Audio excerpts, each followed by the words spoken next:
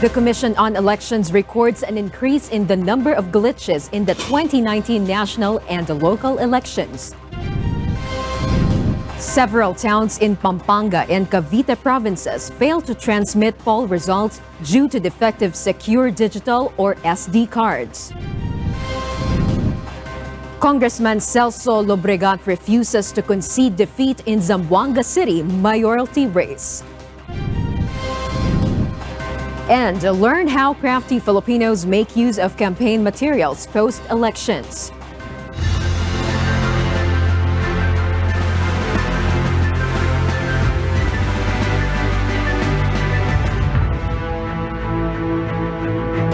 Good evening.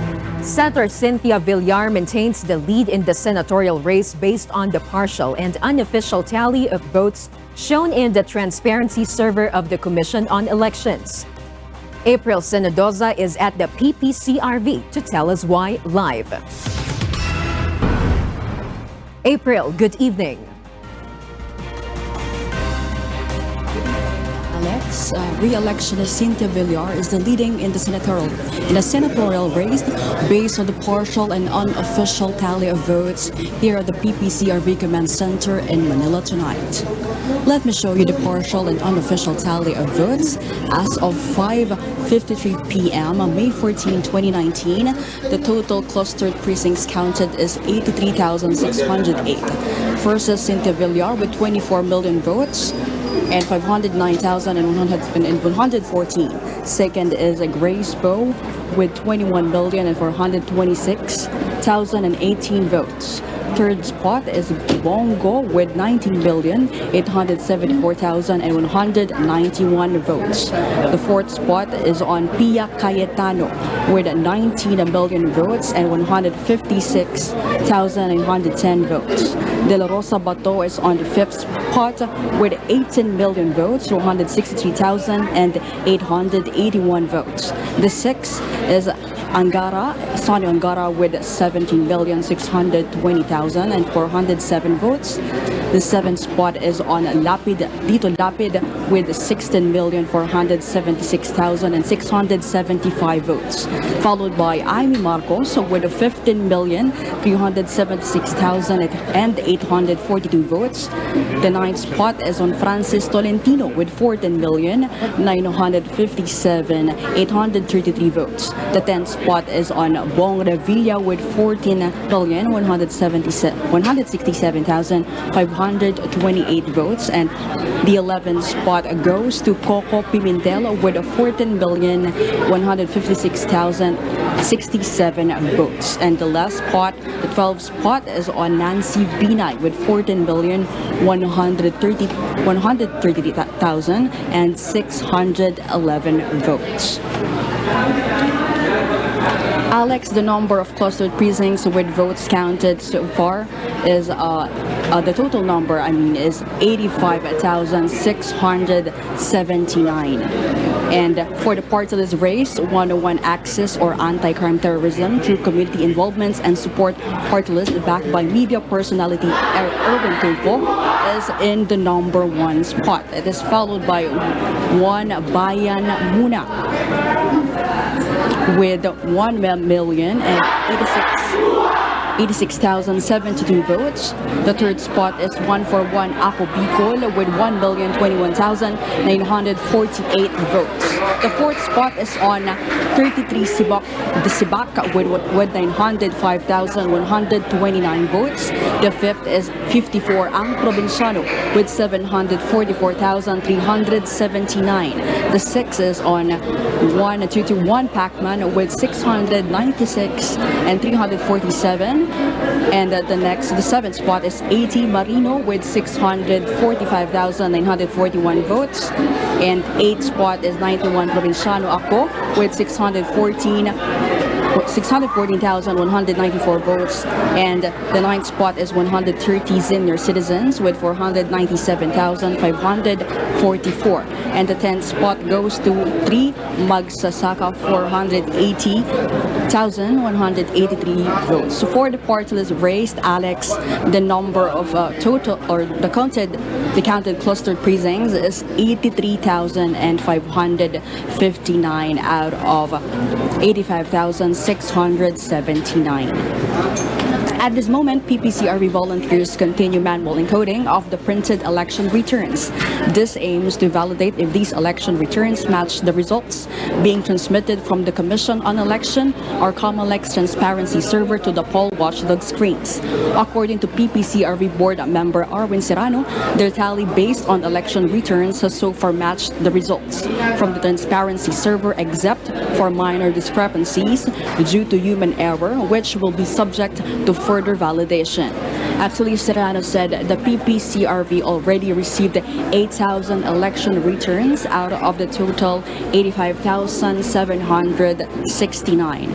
The poll watchdog is expecting to receive 50% of the ERs by tomorrow, May 15.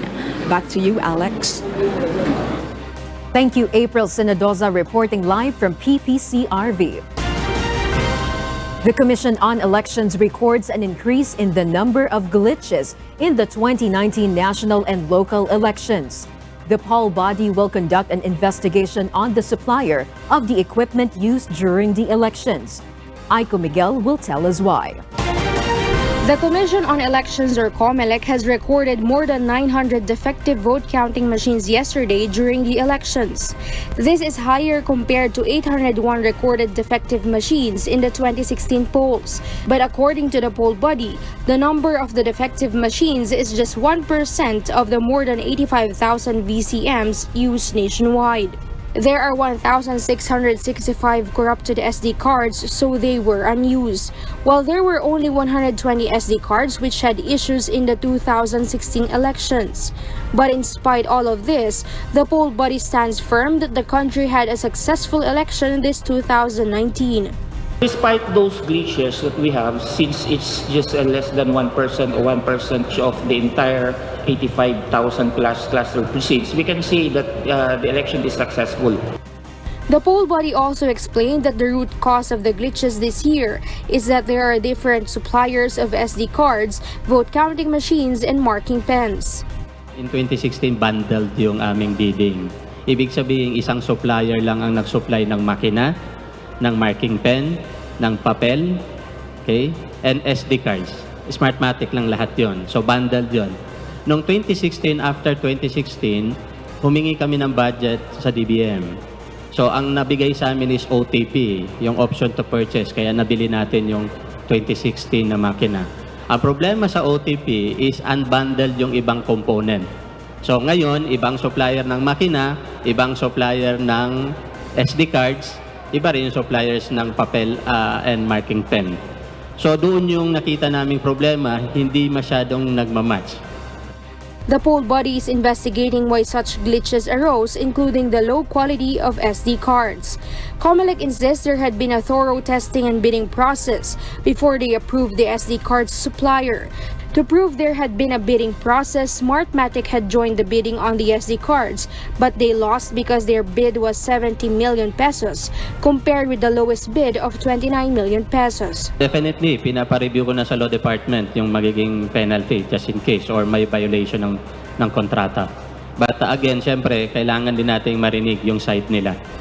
The poll body has started planning for the preparation of the 2022 presidential elections, considering the problems and glitches they recorded these 2019 elections. COMELEC now asks for apology to the public for the glitches. The poll body also assures that the technical glitches will not affect the election results. So, pag-aaralan namin kung una, gagamitin pa ba namin sa pangatlong beses yung BCM or magli-list kami ng bago. So, yun ang mga decision points namin. Or, magbabundle kami this time in 2022 para yung SD cards, magsisynchronize siya sa papel, magsisynchronize siya sa marking pens, magsisynchronize siya sa makina. Aiko Miguel, UNTV News and Rescue, Pasay City. The Philippine National Police records significant incidents on Monday during the midterm elections with over 400 arrested due to alleged vote buying. Leia Ilagan tells us why. The Philippine National Police or PNP recorded 41 significant incidents yesterday during the elections. Commotion, mauling, attempted murder, shooting incidents, explosion and illegal discharge of firearms are among these incidents. The PNP clarified, however, that not all 41 incidents are election-related. They have also recorded 43 incidents before the election day, with 73 victims from January 13 to May 12. The police said the figure is 60% lower compared to the 106 incidents and 192 victims in the 2016 elections. The PNP have also arrested 441 involved in alleged vote buying.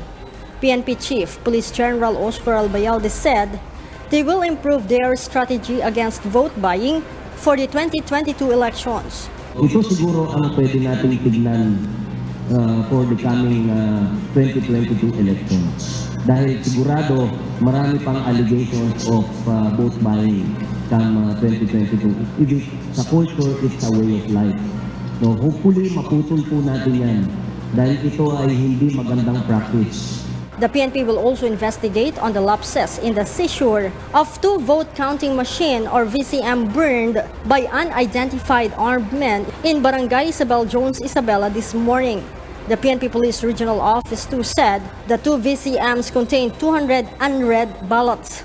So that's what we're trying to see kung bakit nagpilit itong mga teachers na bumaba on their own. Where in fact yung usapan po namin, kapag umalis yung mga teachers o yung mga EBs from the polling centers going to the municipal, they should be escorted by our law enforcers or security forces in the area. As a whole, General Albayalde commends his men for the orderly and peaceful elections. Napakalaking sigurong contribution nito, effort natin since last year na nag-umpisa tayo na mag-operate dito sa mga risk factors, yung pag-reduce nga ng private armed groups dito, yung paggamit ng mga gun for hire ng mga ibang kumakandidato, where we were able to arrest more than 5,000 actually. Leia Ilagan, UNTV, News and Rescue, coming.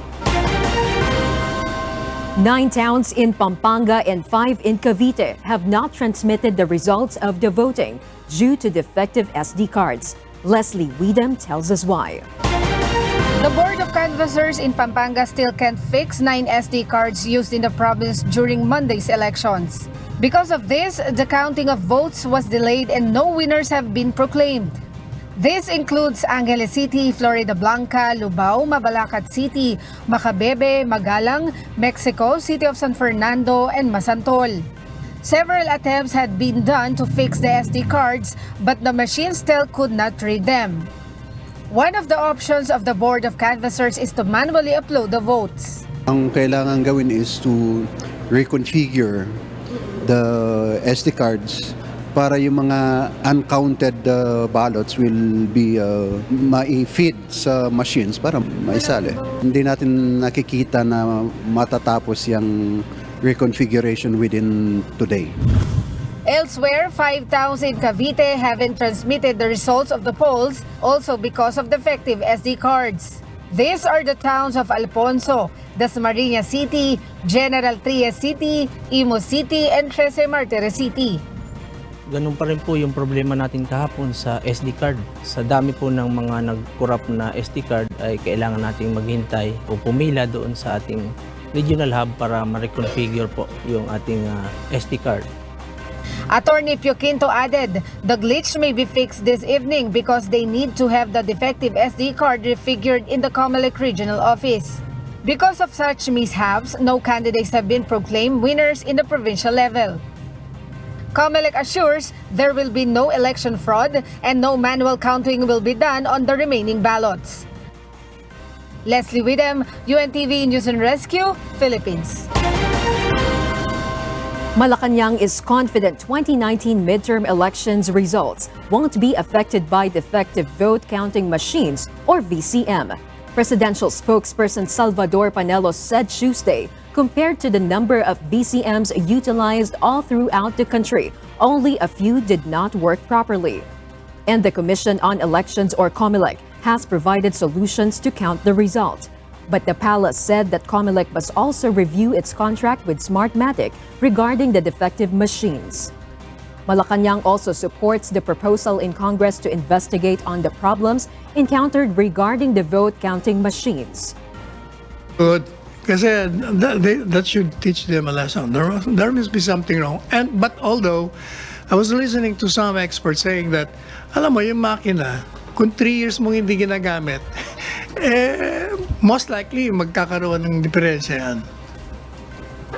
Pwede nga. First District of Zamboanga City Representative Celso Lobregat refuses to concede from the Zamboanga City mayoralty race. He says anomalies have taken place such as vote buying. Dante Amento will tell us why. As of this evening, Mayor Beng Climaco leads by over 32,000 votes over Celso Lobregat in the Zamboanga City mayoralty race. Based on the partial and unofficial results, Climaco has 138,686 votes, while Lobregat has 106,282 votes. 95% of the election's results have been transmitted from polling precincts in the city so far, and approximately 20,000 votes have yet to be counted. However, Lobregat, the representative of Zamboanga City 1st District, refuses to concede. No, definitely does not mean that I'm conceding. I never used the word that I am conceding. Lobregat believes anomalies had happened, such as vote buying. Lobregat's camp suspects there have also been eventualities during the vote transmission. It seems the transmission was done in a hurry, Lobregat added. Last night, more than 50,000 votes were already transmitted just several minutes after the voting closed. Lobregat added they are just gathering evidence to file a complaint. It's rather strange that early in the beginning, you see many of our councillors inside the council slate. But as time went on, slowly all of these councillors started falling back. So something happened last night.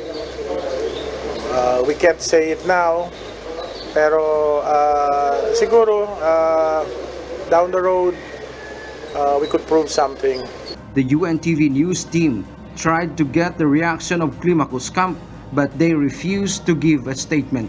Dante Amento, UNTV, News and Rescue, Zamboanga City.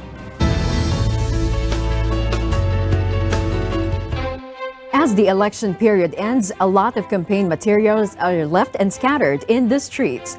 But instead of burning or throwing those materials, an environmental group has presented several recycled items that can be made out of campaign posters and tarpaulin. Joan Nano will tell us why. Piles and piles of trash have been left and are scattered everywhere as the election closed. These include campaign posters and tarpaulins used by several candidates. Instead of throwing or burning this trash, environmental group Ecowaste Coalition urged the public to recycle such campaign materials. With the use of campaign tarpaulins, various styles of recycled bags and seat covers can be made, while photo frames, folders, envelopes, bookmarks, and several learning materials can be made out of campaign posters. Sample ballots can also be combined to come up with recycled memos or drawing pads. The Ecowaste Coalition is calling on the Commission on Elections, or COMELEC, to strictly prohibit in the next elections the use of campaign materials that contain chemicals such as cadmium and lead, which are dangerous to human health and environment. Ito ay nagtataglay ng cadmium at ng lead, isang mga toxic chemicals na pwedeng humalo sa ating karagatan, sa ating pagkain, pagka na nasa subject sa weathering. Ecowaste Coalition also said that if such trash will not be recycled, this might clog the Esteros, which will result in flooding during the rainy season. The street sweepers of the Metropolitan Manila Development Authority, or MMDA, continue to remove various campaign materials in various areas after the elections. The MMDA admitted their manpower and resources are not enough to clean and collect these materials, so they have this call for all those candidates after the elections. Sana yung mga politiko natin, sila ang number one na tumulong sa atin para luminis yung ating bansa.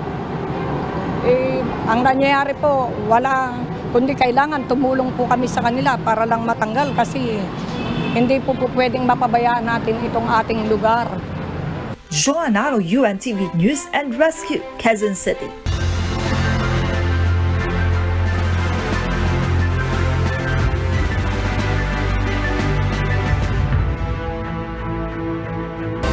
Senatorial candidates who do not find their names in the top 20 in the early vote counting have conceded from the race in the 2019 midterm elections. Mirasol Abogadil will tell us why. Several Ocho Derecho senatorial candidates on Tuesday accepted their defeat in the 2019 midterm elections. Election lawyer Romulo Macalintal was the first opposition bet to concede after lagging in the 26th spot in the partial unofficial count as of Tuesday morning. He also expressed gratitude to his fellow Ocho Derecho candidates and all his supporters who believed in him. Macalintal vowed he will continue to serve them even if he failed to win a Senate seat. Former Solicitor General Pilo Hilbay followed suit in waving the white flag against administration-backed senatorial candidates. He also thanked all those who believed in him, saying he will never forget their unrivaled passion, brilliance, and sacrifices. Similarly, Samira Gutok expressed her gratitude to all her supporters in a recorded video message. She also likened her election loss to the bar exams that she failed to pass despite taking it thrice. Hey, I'm alright despite, what happened. So, ganun naman talaga eh. It's like my 3 bar exams. Anyway, to everyone who helped me, who voted for me, thank you talaga. Gutok, Hilbay, and Macalintal placed outside of the top 20 along with the rest of Ocho Derecho bets. Human rights lawyer Chel Jokno, Magdalo Party List Representative Gary Alejano, and former Congressman Erin Tanyada. Re-electionist Senator Bam Aquino is trailing at the 14th spot with 13,707,133 votes as of 11:26 a.m. partial unofficial count. Former Senator Mar Rojas, meanwhile, is poised for a third loss in a national race at 16th place with 9,536,694 votes. Mirasol Abogadil, UNTV News and Rescue. Malacanang says the overwhelming support of the public is shown through the domination of the administration's senatorial candidates in the 2019 midterm polls. Rosa Licos will tell us why. Malacanang lauds the domination and pending victory in the 2019 midterm elections of senatorial candidates supported by the Duterte administration. The palace says this shows the overwhelming support of the majority of the electorate to President Rodrigo Duterte's call to support those whom he said will help pass laws his administration is pushing. No Ocho Derecho candidates is included in the top 12 of the partial and unofficial results of the Commission on Elections or COMELEC in the senatorial race. The victory of the administration's candidates and the shutout of the Ocho Derecho candidates sends a strong message that our people yearn for stability and continuity of the genuine reforms that this administration started.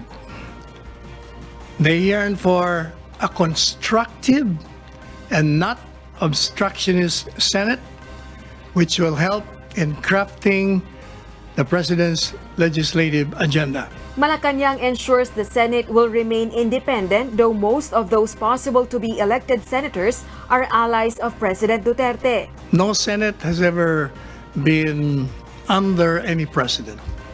They always rise above parties and considerations when issues involve national interests, national security, and the interests of the Filipino people.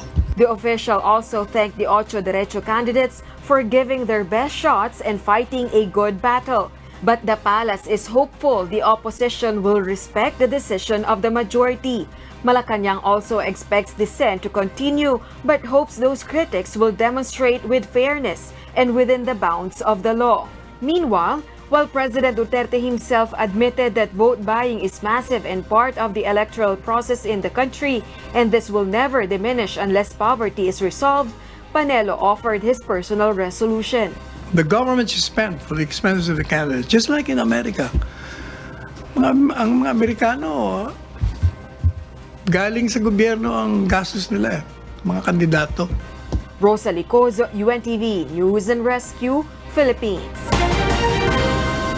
Two Estradas lost in mayoralty bids in Metro Manila. According to a political analyst, the result of the votes means that people may have not seen change with the current city administration. At Manila, Nel Marie Bohok is on the line to tell us why. Go ahead, Nel. Hello, Francisco Isko Moreno Domagos, formally proclaimed by the City Board of Canvassers as the next mayor of Manila this evening. Moreno dethrones Mayor Joseph Estrada, who is seeking for a third term. As early as 5 a.m. today, Domagoso had 347,982 votes against Estrada's 203,903 votes from 94.7% precincts. Moreno thanks his supporters for the overwhelming votes and support. He also calls for unity for a better Manila. Energetic, blooming Manila. To do that is a challenge. But as I have said yesterday, hinihingi ko ang tulong ninyo. Kayo sa media, television, sa radyo, sa diaryo. Help us sell Manila again as the capital of the country. Yesterday, former Vice Mayor Francis Zamora defeated Era's granddaughter, Janela Ejercito Estrada, in mayoralty bid in San Juan City. Zamora ends the Estrada clan's 5 decades control over the city. The Estrada brothers, Senator J.V. Ejercito and Jigo Estrada, are also in critical ranks in the senatorial race. According to political analyst Edmund Tayaw, the people of Manila City may not have seen any change for the last years of Estrada's administration. ERA was considered some kind of an alternative, having been a previous president, and so many may have thought he would be a better mayor, no, compared to Lim. But after 2 terms, there was not much change that happened. Also, according to Taya, with the partial results now in midterm polls, the Filipino wants new faces in politics. What is shown by the general results of the elections, which is across the board, nag-experiment sa mga tao. Ayaw na nila nung more of the same. So they elected a different sort of combination. And that is now our update here in Manila. Back to you, Diego. Thank you, Nel Marie Bohok, reporting live from Manila. Vice Mayor Josefina Joy Belmonte is proclaimed the next mayor of Quezon City, besting 9 other bets, including Jose Bingbong Crisologo, in one of the hotly contested local elections in Metro Manila. Belmonte is the daughter of former Quezon City Mayor Fernando Feliciano Sonny Belmonte and journalist and newspaper publisher Betigo Belmonte. Belmonte was proclaimed winner on Tuesday after garnering over 460,000 votes, toppling second placer Crisologo by more than 100,000 votes. Meanwhile, Belmonte's running mate, Councilor Gian Soto, was also proclaimed by the new vice mayor after garnering over 380,000 votes, edging past the more than 340,000 votes received by lawyer Joseph Peter Sison. The canvassing at the session hall of the city's legislative building finished 15 hours after the polls closed at 6 p.m. on Tuesday. Daughter and sons of President Rodrigo Duterte await the proclamation of the winning candidates in Davao City. Marisol Montano will tell us why. Although the Duterte siblings are apparent winners in their respective positions here in Davao City, they have yet to be declared winners as the counting of votes continue in some parts of Davao. The gap between the votes of incumbent Mayor Sara Duterte Carpio and those for her opponent June Marcelo is clearly huge. Mayor Sara already has almost 500,000 of votes, while her opponent got only 4,000 votes. Pastor Duterte, who is running as vice mayor of the city, also got about 500,000 of votes and doesn't have an opponent for the position. Meanwhile, another presidential son, former city vice mayor Paulo Duterte, as the representative of 1st District of Davao City. Hopefully, everybody is expecting the we could proclaim today. However, I cannot make a guarantee kasi nga hindi natin alam kung ano yung magiging problema or nagkakaaberya.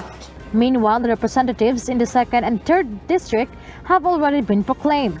Vince Garcia won in the 2nd District, while Isidre Ungab won in the 3rd District. Marisol Montaño, UNTV News and Rescue, Davao City.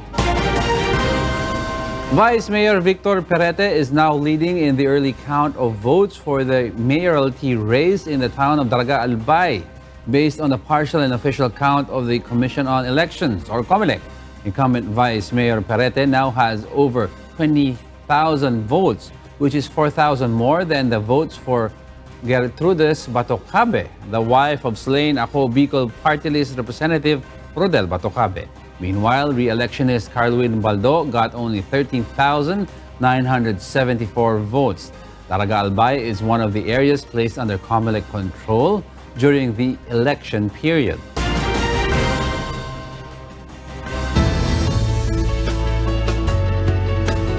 Different netizens' reactions are now trending on social media. Some just cannot accept the fact that their bets did not win the recent polls. Manokson will tell us why.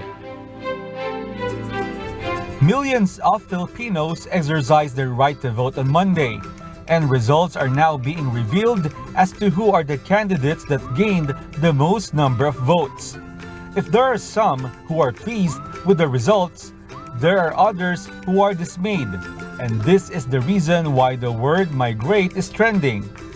Based on Google Trends, after the partial and unofficial result was released, many Filipinos have searched for the word migrate and how to migrate.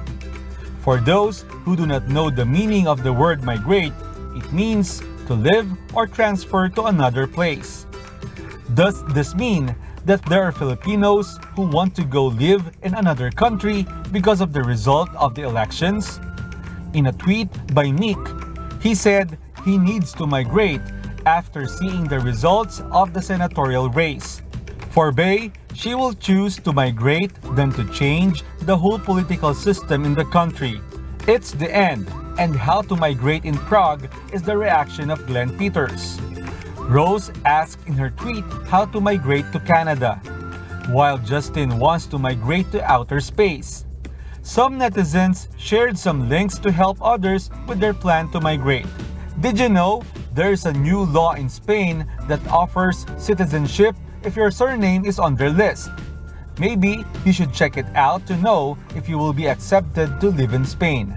Some want to acquire one of the 8 million abandoned houses in Japan and live there. In an article by 8list.ph, they enumerated countries that Filipinos can migrate to. This include New Zealand, UAE, Germany, Norway, Argentina, and others. And if you are really frustrated, maybe you can go to Mars, the article said. But if there are some who are dismayed and want to migrate, many have already conceded. Just like the saying, there are only two kinds of politicians in the Philippines, those who won and those who are cheated. But this time, we salute those candidates who accepted defeat in the midterm elections. Reporter and senatorial candidate Jiggy Manicad has conceded and made a video message. Yung eleksyon, syempre parang karera yan, may mananalo at may matatalo. Leody de Guzman also conceded and said that he is thankful that he has the support of students and Filipino laborers. And this is Samira Gutok's response to those who want to migrate. Not migrate, aggregate. Dapat sama-sama, lalo pang strengthen yung resolve natin na dito tayo, organisado tayo, mobilisado tayo para po kung ano ang threat sa demokrasya. Guys, do not migrate. Please aggregate, stay. If your candidate did not make it, it doesn't mean that it's the end of everything. Remember that the true key for success is hard work and perseverance. Mon Hokson, UNTV News and Rescue.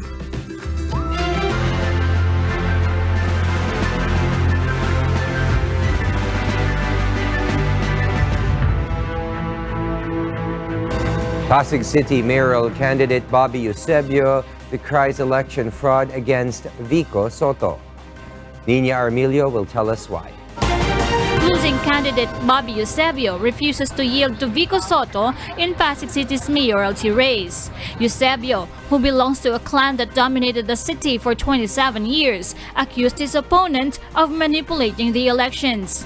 Minutes after the Commission on Elections or COMELEC proclaimed Soto as the new mayor, Eusebio addressed his supporters inside the Pasig City Sports Center on Tuesday afternoon to air his opposition to the poll results. Gusto ko parating sa aking mga supporters din na hindi ko tinatanggap ang resulta. Eusebio, joined by his wife Maribel, said he will file a case of election fraud against the camp of Soto. Kami maglalatag ng protesta laban sa pangyayari na dito sa Pasig. Gusto namin maging malinaw dahil alam ng tao kung sino binoto, alam ng tao rin kung sino yung nanalo. At yun gusto namin linawin. Sa pamamagitan ng protesta, doon namin mapapatunayan talaga kung sino talaga ang nagwagi dito sa syudad bilang alkalde at bilang representante ng Pasig. Hindi kami naniniwala sa resulta ng eleksyon ay hindi nakita kung sino talaga ang binoto ng mga kalakhang mga botante sa Pasig City. Kaya dahil sa mga defective na mga people, nagkaroon ng dayaan sa paggamit ng mga people system. Earlier today, on his social media account, Soto questioned COMELEC why no one told them what the reason for the delay of the proclamation had been, despite the lead of more than 50% of votes. It was only around 3:30 in the afternoon that Soto and his party-mate Congressman-elect Roman Romulo were proclaimed. Nevertheless, the new mayor thanked his supporters for the overwhelming support as he promised the Pasigueños of a new kind of governance in the city. Sa lahat ng mga Pasigueño na nakiisa sa laban na to, sa lahat ng sumuporta, maraming salamat po. Pero kahit hindi po sumuporta, ang importante ho, moving forward ay magtulungan po tayo para sa kinabukasan ng ating mahal na lungsod. Soto's camp is yet to respond to Eusebio's plan to file an election protest. Nina Armilio, UNTV News and Rescue. Meanwhile, the Commission on Elections proclaims dismissed Mayor Ceciron Cawaling as the mayor-elect in the town of Malay, Aklan. Vincent Arboleda will tell us why. Despite being dismissed from his post by the Ombudsman last month, Ceciron Cawaling wins as the mayor of Malay, Aklan in the 2019 midterm polls. Based on the official result of the elections, Cawaling garnered 16,277 votes, or majority of the number of votes in Malay. This number is 3,000 more than the votes his closest competitor, John Yap, got. With this, the Commission on Elections or COMELEC proclaimed Cawaling as the winning mayoral candidate last night. Cawaling's running mate Toto Fromy Bautista also won as the vice mayor of Malay, beating acting mayor Abram Swalog. Last April, the Ombudsman dismissed Cawaling as the mayor due to gross neglect of duty and other violations in relation to the problems of Boracay Island. It was April 15 when the decision came from the Office of the Ombudsman to dismiss Cawaling from his post, which was upheld by the Department of the Interior and Local Government on April 24, 2019. Despite the dismissal order, COMELEC allowed Cawaling to run in the elections since he can still appeal his dismissal case to the Supreme Court. The Commission on Elections, however, refused to comment on the case of Cawaling. Meanwhile, Cawaling's camp has yet to issue an official statement on his victory. Vincent Arboleda, UNTV News and Rescue, Philippines. And for the news abroad, Brazilian tribe chief Raoni Metuktire and other representative of the Amazon's indigenous peoples met with French Environment Minister François Derugy in Paris on Monday as they began a 3-week tour across Europe to raise funds for the protection of the Amazon's Xingu Reserve. The elderly head of the Kayapo people, now in his late 80s, will meet with heads of state and celebrities from May 13 to 31 to call the world's attention to the growing deforestation of Brazil's Amazon and will aim to raise €1 million or $1.1 million US. The legendary tribe chief is famous for his work in campaigning in defense of Brazil's rainforest alongside personalities like pop star Sting. Some Xingu communities also need urgent investment in health, education, and know-how in extracting and selling renewable forest products. Brazil has more than 850,000 indigenous people that make up less than 1% of its population. Meanwhile, 4 commercial ships were targets of a sabotage attack off the United Arab Emirates, the country's Foreign Affairs Ministry has said. Marie Peñaranda tells us why. Saudi Arabia said on Monday, May 13, that 2 of its oil tankers were among those attacked off the coast of the United Arab Emirates and described it as an attempt to undermine the security of crude supplies amid tensions between the United States and Iran. The UAE said on Sunday, May 12, that 4 commercial vessels were sabotaged near Fujairah, Emirates, one of the world's largest bunkering hubs, lying just outside the Strait of Hormuz. It did not describe the nature of the attack or say who was behind it. The UAE had not given the nationalities or other details about the ownership of the 4 vessels. Riyadh has identified 2 of them, as Saudi and the Norwegian company said it owned another. The 4th vessel was the UAE-flagged A. Michel, a fuel bunker barge. Thome Ship Management said its Norwegian-registered oil products tanker MT Andrew Victory was struck by an unknown object. Footage showed a hole in the hull at the waterline with the metal torn open inwards. Captain Abdullah Al-Hayas, Director Maritime and Transport Affairs, said an investigation was underway to identify those responsible for the incident. Marie Peñaranda, UNTV News and Rescue. A scientist found a very disappointing discovery while exploring the deepest place on Earth. Abby Valdez will tell us why. On the deepest dive ever made by a human inside a submarine, a Texas investor and explorer found something he could have found in the gutter of nearly any street in the world: trash. The expedition is being filmed for a Discovery Channel documentary series. Victor Vescovo, a retired naval officer, said he made the unsettling discovery as he descended nearly 6.8 miles to a point in the Pacific Ocean's Mariana Trench that is the deepest place on Earth. His dive went 52 feet lower than the previous deepest descent in the trench in 1960. Vescovo found undiscovered species as he visited places no human had gone before. On one occasion, he spent 4 hours on the floor of the trench viewing sea life ranging from a shrimp-like arthropods with long legs and antennae to translucent sea pigs similar to a sea cucumber. He also saw angular metal or plastic objects, one with writing on it. It wasn't completely surprising, although it was very disappointing to see obvious human contamination of the deepest point in the ocean. Plastic waste has reached epidemic proportions in the world's oceans, with an estimated 100 million tons dumped there to date, according to the United Nations. Scientists have found large amounts of microplastic in the guts of deep-dwelling ocean mammals like whales. Vescovo hoped his discovery of trash in the Mariana Trench would raise awareness about dumping in the oceans and pressure governments to better enforce existing regulations or put new ones in place. I think that there's so many regulations that are not enforced, or they're simply not in place, that can control contamination going to the ocean, because once it goes into the ocean, it'll be degraded and it'll flow all over the world because the currents will carry it that way. In the last 3 weeks, the expedition has made 4 dives in the Mariana Trench in his submarine, DSV limiting factor, collecting biological and rock samples. It was the 3rd time humans have dived to the deepest point in the ocean, known as Challenger Deep. Abby Valdez, UNTV News and Rescue. Madrid's Wanda Metropolitano Stadium has been busy as it is set to host what is called one of the best finals in the world of the Champions League. Asher Cadapan Jr. will tell us why. Preparations are underway at Atletico Madrid's Wanda Metropolitano Stadium, on which will host the All-English Champions League final on June 1 between Liverpool and Tottenham. Stadium manager Fernando Ariza said English fans will create a fantastic atmosphere at a very functional and comfortable venue, which will present one of the best finals in years. Ariza said each team will have a meeting point at central squares in Madrid, and Spanish police will lead their way to the stadium. During the final, the security deployment is greater than usual. Spanish National Police are leading this project. They have a lot of experience and they are perfectly able to do it.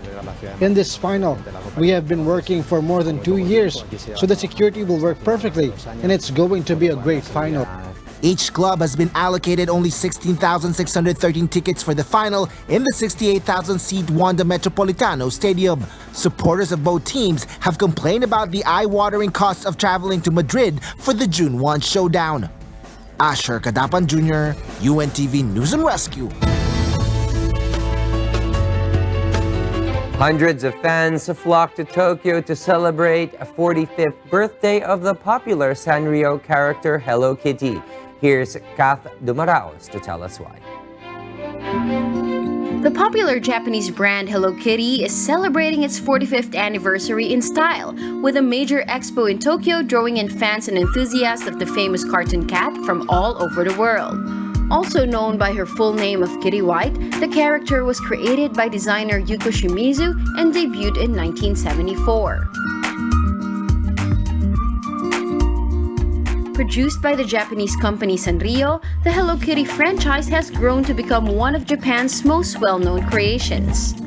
One of the highlights at the expo is the doll wall, decorated with 100 of the most classical-looking Hello Kitty dolls, each representing the kitty's key designs through the ages, with fans keen not to miss out the photo op.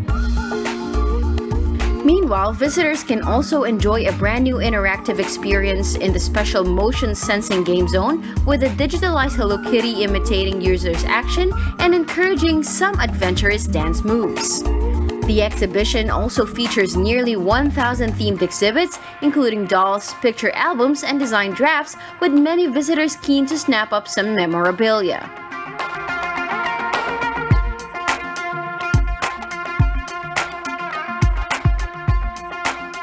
Both my child and I like it, so we came to see the expo together. I have been watching Hello Kitty since I was young, and it reminds me a lot of my childhood memories. Hello Kitty has been accompanying my growth, so I am excited to visit this expo. In the souvenir area, there are as many as 600 different Hello Kitty commodities, ranging from handkerchiefs and mugs to clothes and watches. Meanwhile, visitors can also sample a variety of delicious dishes featuring Hello Kitty in a themed coffee shop.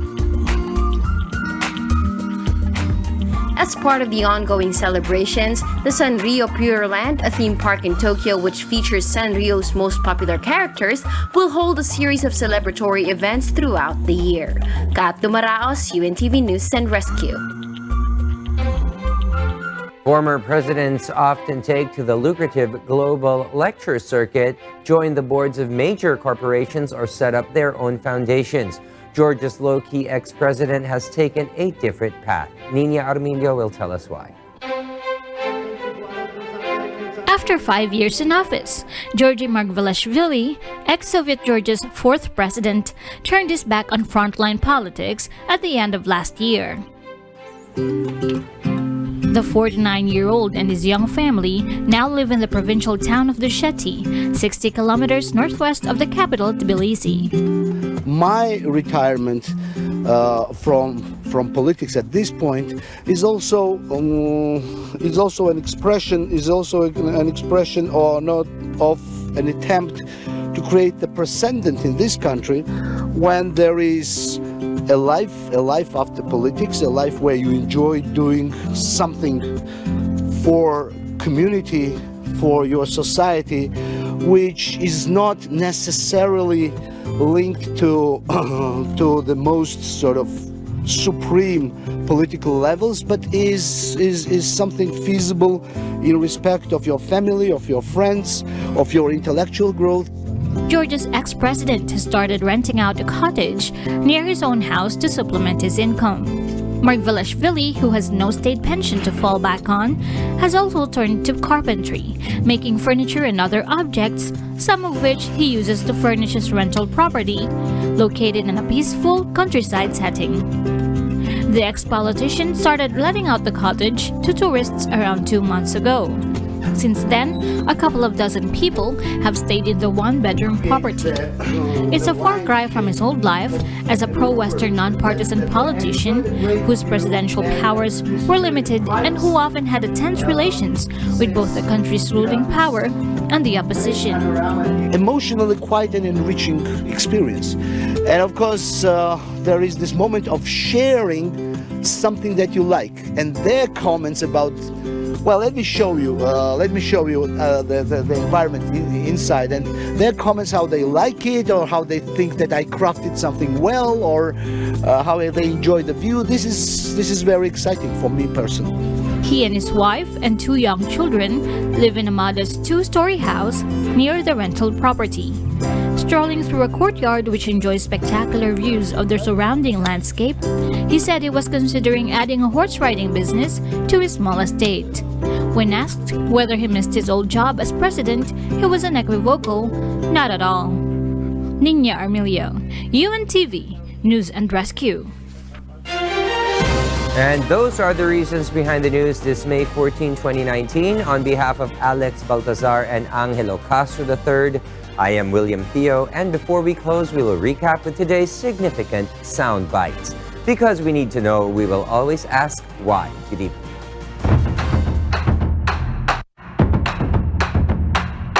So, pag-aaralan namin kung una, gagamitin pa ba namin sa pangatlong beses yung BCM, or maglilist kami ng bago. So, yun ang mga decision points namin. Or, magbabundle kami this time in 2022. I'm alright despite, what happened. So, ganoon naman talaga eh. It's like my 3-bar exams. Anyway, to everyone who helped me, who voted for me, thank you talaga. Yung eleksyon, syempre parang karera yan. May mananalo at may matatalo. Kami maglalatag ng protesta laban sa pangyayari na dito sa Pasig. Gusto namin maging malinaw dahil alam ng tao kung sino binoto, alam ng tao rin kung sino yung nanalo. It wasn't completely surprising, although it was very disappointing to see obvious human contamination of the deepest point in the ocean.